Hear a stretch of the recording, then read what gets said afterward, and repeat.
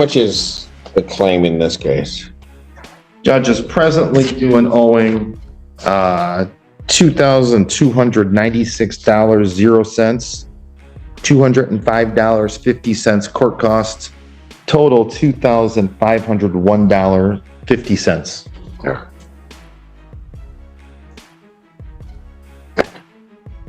Okay, folks, how were you intending on getting this paid? So we did have some questions because Okay. so at our previous hearing, we've been out since March the 4th, and Nicholas Gross was supposed to continue making the payments, and he did not. And we tried to sign a notice to vacate, but because of this situation, Nicholas has not been in contact with us. We've reached out to him multiple times. He was still talking to us in March. And he was like, I'm going to make the payments. I'm struggling. I'm going to make the payments. So we said, okay, well, we'll pay $1,000 towards it, which we have made all the previous for the length of the lease. We've made all the payments. Nicholas has not made any payments. And then he was supposed to take over as of March because we moved to the Upper Peninsula because I got a job at. So Nicholas was supposed to take over everything. At the beginning of the March, I kept saying, hey, you got to make the payment. Don't forget to make the payment. He said he was going to make it. And then we said, we'll pay $1,000 to help you, so you only have to pay like $500 odd left of what is due for rent for March. And he said he was going to make it. And then we found out he also moved his girlfriend down and the dog. And he said, I'm going to go to the housing and let them know we have the dog because now he has to pay a deposit for the dog. So I kept texting him like, hey, make sure you make the payment because you're accruing late fees. And then he said he was going to make a payment. He told us that we stopped down like the second week of March to get a couple things because we also had a business down there that he was supposed to be the GM of. But because we ended up closing that location. But we went down and get stuff. He's like, oh yeah, I dropped a check off on Friday. All right, guys, let's get this straight. We're looking at a claim, $2,296 plus court costs. And boom, the judge is cutting through the noise. The tension? Thick. The people here are stuck between a broken deal and disappearing promises. Nicholas Gross, he's the wild card. He said he'd pay, swore he'd handle it. He didn't. They moved, he stayed, and things started crumbling fast. Late fees stacked. Communication dropped. He even moved in a dog and a girlfriend. Folks, it's chaos, and now the court's got to clean it up. So I was like, great, you dropped your check off. He said he talked to them about the dog and his new roommate. And then towards the end of March, like March 25th, 26th, I happened to log into the apartment app and saw that it still was not paid. So I called him and left him a voicemail. I'm like, hey, you told us you were going to pay this because we asked him multiple times before we moved. We said, if you can't afford the apartments, that's fine. We have to submit our 60-day notice. We have to pay the buyout. You just have to let us know. And he reassured us multiple times, like, I'll take care of it. So we believed him. We gave him the benefit of the doubt. He hadn't been paying for rent for almost a year. So I reached back. Can I stop you for a moment? Yes. Thank you. So the issue here is they are suing for possession of the premises only. Correct. The two of you, if I understood you correctly, you guys are in the UP now. I don't know what those balloons are. I got to turn them on. I don't. All right, so that you know that I operate off a state system, and somehow we have to turn it off, but I don't know. I'll figure it out. I like the balloon. So anyway, so they only want possession of the premises back. They're not suing you at this time for any money damages or anything along those lines. So one of the ways that you could do this is just consent to give them the property back. Mr. Gross is not here. They could take a default as to him, and then it's 10 days. There won't be a money judgment. There would be a judgment. Listen up. This is where it turns ugly. They offered to help him, $1,000 to ease the blow. He was supposed to cover the rest, but surprise, he didn't. He told them he dropped off a check. Nope, never showed. Then comes the lies. He said he'd notify housing about the dog. Didn't. Then it gets deeper. They had a business. He was the GM. He failed there too. By March 25th, they logged in, and guess what? Rent still unpaid. Dude vanished like a ghost, leaving nothing but broken promises behind. But that's it. If they come after you for the money, the reality of that is everything that you just explained to me may be something where you have a claim against Mr. Gross because you weren't there and he was supposed to take it over. Yes, we have been out since March, and I did talk to the housing department, and I asked if we could sign a notice to vacate, and she said because of the situation, we couldn't sign the notice to vacate until he signed, so they were supposed to do a welfare check, because I said he's not in contact with us, he won't communicate with us, he texted me for legal reasons, he can't talk to us, so we don't know if he's there. They were supposed to check if he was still there, but we have been gone since the beginning of March, so from our end, from the Ross family standpoint, we're not there. The apartment is yours. But as far as we know, Okay. they're still living there as of the middle of March. But we can't confirm. And the apartment was supposed to. So I don't know that they did or they didn't. But the apartment's not in our possession any longer. Are you guys married? Yes. Yes. Yeah. You know, Mr. Ross, you do a very good job of just sitting there being quiet. Thank You have not said one word. So here's what we'll do. Rather than even making it a consent judgment, what I'm going to do is I'm going to enter a default judgment as to defendant 3, Mr. Ross. Hold it. Gross. Gross. Mr. Gross, right. For defendant 3. And then I'm going to find no tribal issue as to defendants 1 and 2. That'd be the 2 of you. And grant a judgment for possession to the plaintiff. All right, here comes the legal hammer. The judge is done with the drama. They're not even after money now, just possession. He lays it out clean. Gross isn't here. Boom, default judgment. Eviction in 10 days. As for the others, no trial, no fight, just judgment and done. No one's chasing money yet, but the judge is crystal clear. If it comes down to dollars, they might circle back. And Gross? He better come up for air or this ship sails without him. Court doesn't wait for ghosts. And an order of eviction would enter in 10 days, but that's really not going to have any bearing on you guys. And that way, if he doesn't come up for air, respond, do whatever, then they're going to go in and know they can take the premises back and do that.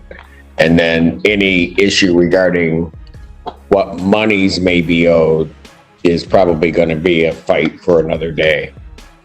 Should they try to find you guys and do everything. How's that sound? Good, sir. That sounds. Thank you. So finally he says something. Yeah, sure. I was shocked. I didn't know if he was connected to audio. I didn't see his light up at all. And all of a sudden it did. 11 years, I'm learning. To the extent that you care or the Grosses care, I will say this, that my client has done an inspection of the premises. Looks like Mr. Gross is out, but there is some property remaining in the unit, is my understanding. Okay, but that's not your property, so thank you. Correct. Okay, so I'm going to do it that way, and then you guys are all set. Awesome. Okay. Thank you. So if there's something else that they need, someone will reach out to us, right? This is we don't have. Now, is that what's happening, or? I think from my client's end, as long as they get the judgment, they'll go in and move anything out that's not there, assuming it's not gone after. I've got a writ date of 5/6, Your Honor. Yes. Okay.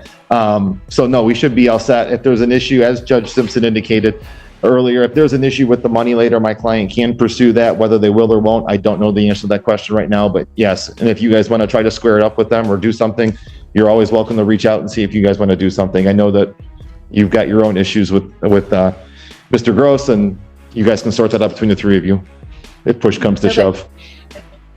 All right. Okay, thank you. Thank you. You guys take care of each other, please. You too. Thank you. Have a good day. Thank you. Say it again. And finally, we get a voice. After sitting silent, someone finally speaks. And wow, the judge takes notice. But the bottom line? They've been out since March. They tried doing it by the book. Even asked for wellness checks because this guy ghosted them. It's not even about revenge. They just want closure. The apartment? It's no longer theirs. As far as they're concerned, they've moved on. But guess what? Gross left stuff behind. That means it's still a mess. But the law, it's moving, and it's moving fast. You got shady there at the end. Yeah, I know. I started talking. I'm like, really? Thanks so much, Your Honor. All right, Did you submit that by my file?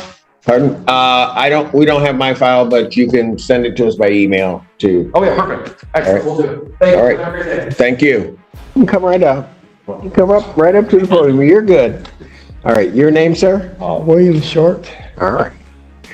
Okay, where are we in this case? I had a chance to speak to Mr. Short, Your Honor, and it sounds as if he is already in the process of moving. I believe he'll be out by today or tomorrow, so we just would like to dispose of this with a conditional dismissal, wherein the terms would be that he's going to vacate no later than the 1st of next month. To give a little bit of a wiggle room there.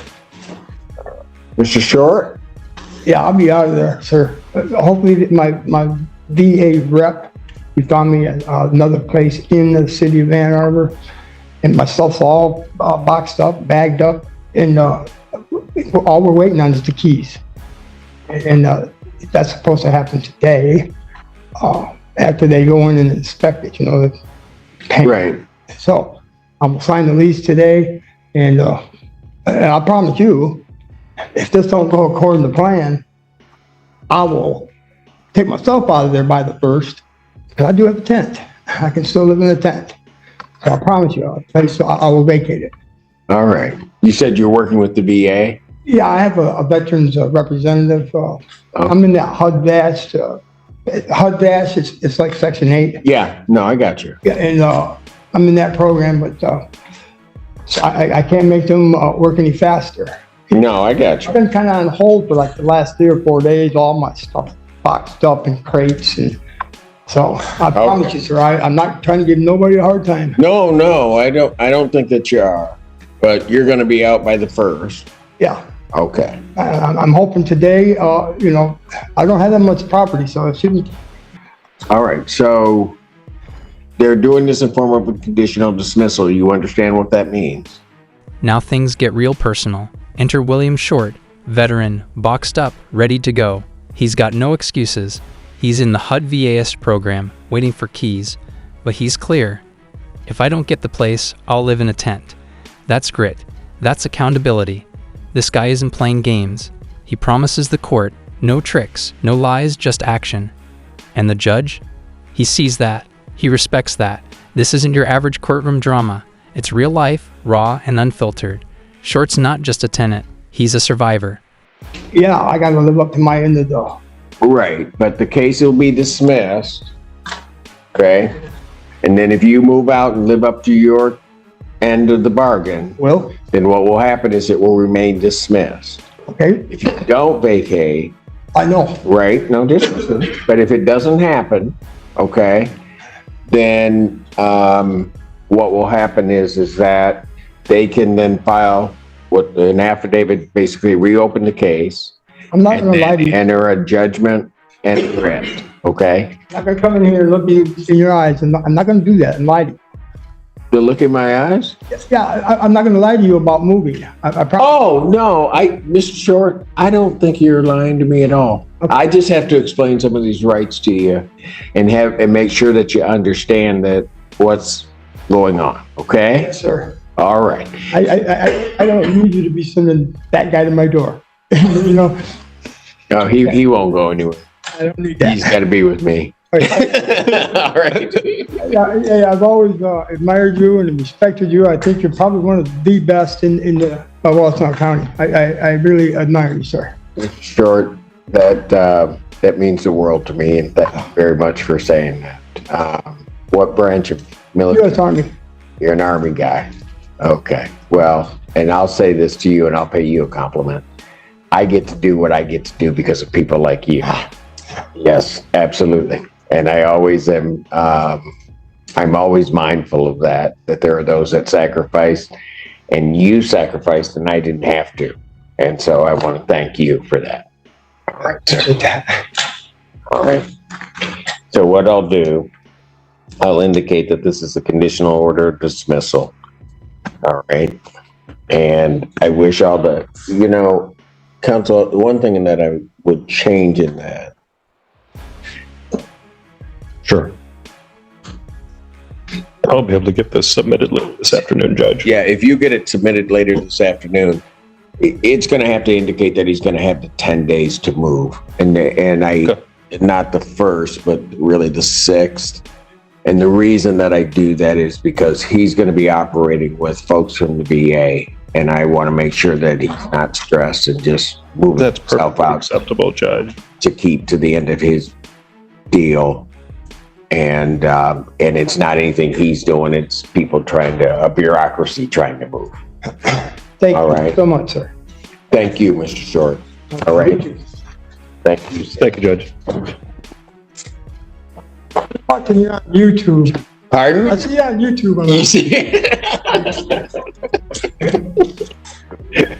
Thank you. You too. This one ends with respect. The judge and Short share a moment. Real, human, powerful. Army vet meets a judge who understands sacrifice. This isn't about laws now, it's about honor. The judge gives him until the 6th, a little breathing room. Not because Short asked, but because he earned it. Bureaucracy moves slow, but dignity moves strong. And as this chapter closes, one thing's clear: justice isn't just about rules. It's about people. And sometimes it's not the loudest voice, but the truest heart that wins.